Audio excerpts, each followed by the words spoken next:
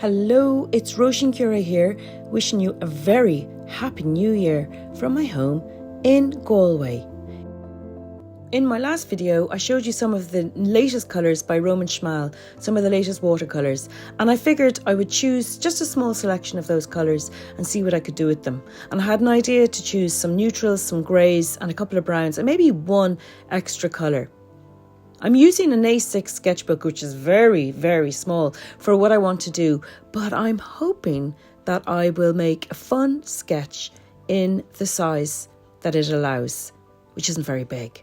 So I've got my sketch pocket out here. You can see I've got my little water brushes. I have a feeling I'm going to need all three of the ones I carry around with me, just because even though I've only got a few colours, it's nice to be able to have clean water when you need it.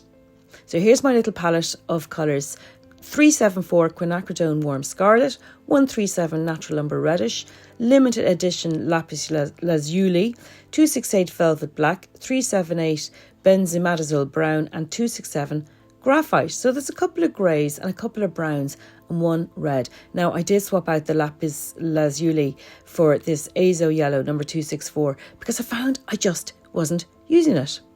So here we go, paint tin on sketchbook. Don't know why, because haven't even started drawing yet, so it'll be a while before I start needing to paint. I've chosen Document Brown ink by Detrimentus, and it's in a Fude pen, and I'm starting out by drawing the lamp over the table simply because it's in the foreground. Now I'm wearing my new coat making this video, partly because my house is cold, I was away overnight, and partly because it's my new Christmas coat from my parents and I love it. The bunting, made some very crooked lines for the edge of that painting on the wall, so I'm going to straighten it up. Now my house is an oak framed house, so it's really fun to sketch it. I always get these cool little posts and beams to draw in the corners.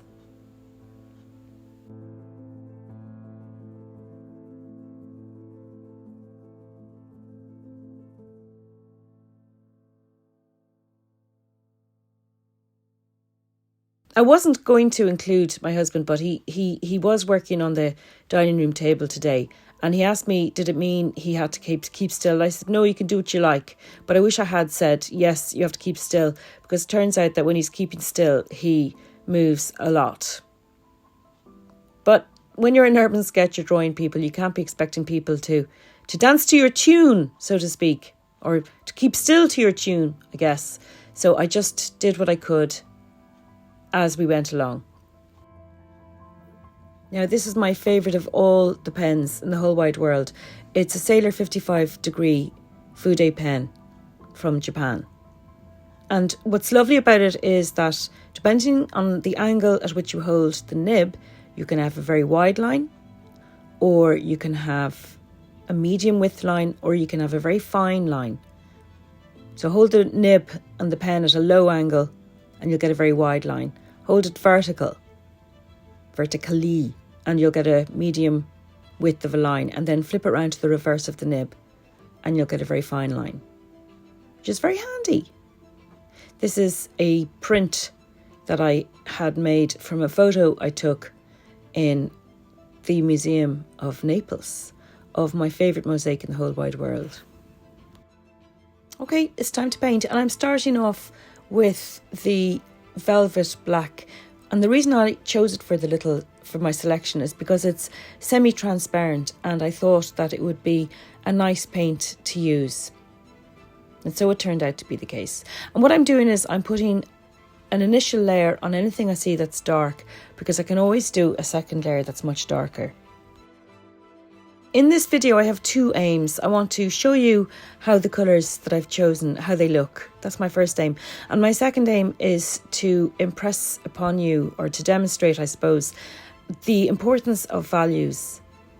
So it's no coincidence that I've chosen mostly greys and maybe browns for this sketch, because that's the easiest way to demonstrate values. In other words, just darkening and darkening and darkening some colours in relation to others to get a really realistic kind of a feel.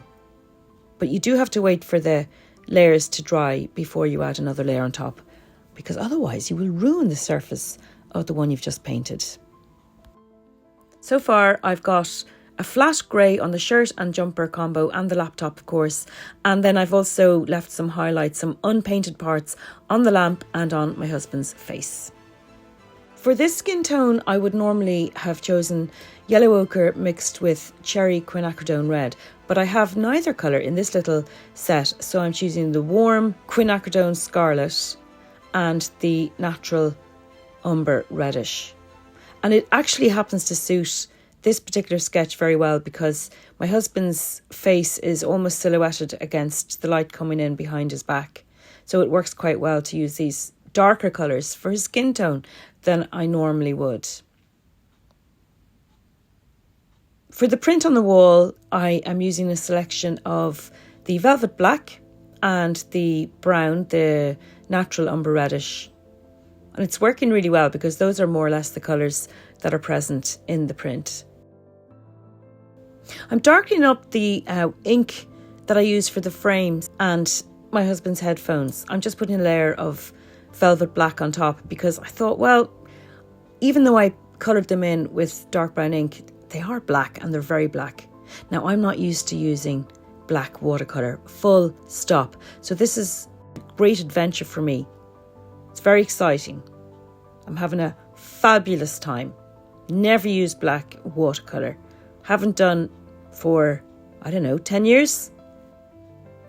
But I'll tell you what, I've been teaching my group for a long time, and I think sometimes I never stop going on about the importance of values.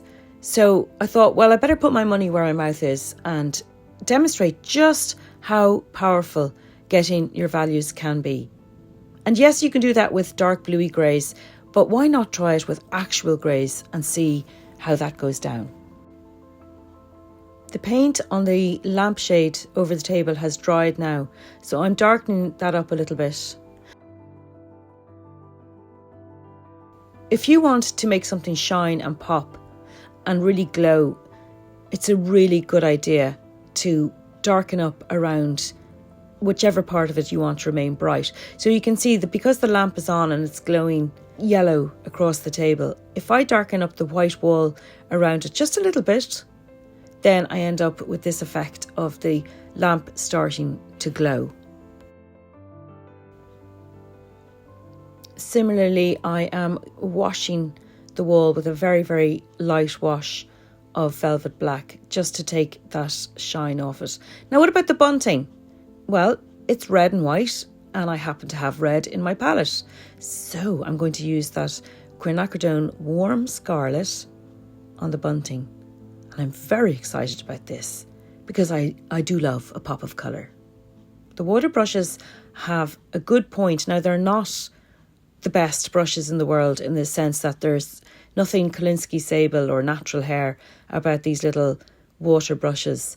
But I find that the points are very good. This is the Sakura water brush, the little short stumpy ones. And you can see I can do a nice confident line with the tip of the brush without worrying about wobbling or making it uneven or anything like that. My favourite bit is always adding the shadows because that's when the subject you're painting starts springing to life. So I've outlined the shadow under the canvas print and I'm making sure to fill it in really quickly before the lines have a chance to settle into the paper, because once you've got a hard line, you're not getting rid of it once it's dried. Likewise, I'm doing the shadows thrown by the bunting, which are very fun to do because they're pointy and they are bunting shaped. Really nice shade of grey, this little velvet black, semi-transparent, darkening up the edge of the lampshade between the reflection of the windows on the metal and close to where it shines, because that is what will make the lamp look like it's shining ultimately. Filling in the wall, and I'm just putting a little bit of dark paint right next to the lamp and then quickly smoothing it out. And I'm doing something similar with the laptop back as well. Now I am using the graphite as opposed to the velvet black because I wanted to see what using an opaque black would be like. And I'm doing the same between the little fish on the print as well. Now, it is handy. It's very useful to have. Not sure how comfortable I feel with it. I'm not used to using opaque colours. Maybe it's just a question of getting used to it.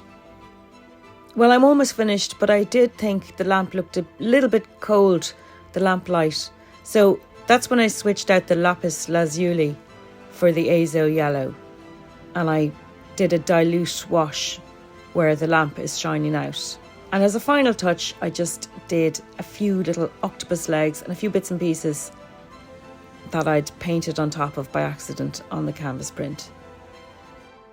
So that's about it. If you'd like to try this colour palette, you could either get your own colours, make up your own set, inspired by the ones I've shown here, or you could do better than that and you could join my sketching community. You never know what kind of perks might fall into your lap if you join in the fun with us. Thanks again to Roman Szmal for the gift of the watercolours. I look forward to sketching with you soon. Happy New Year!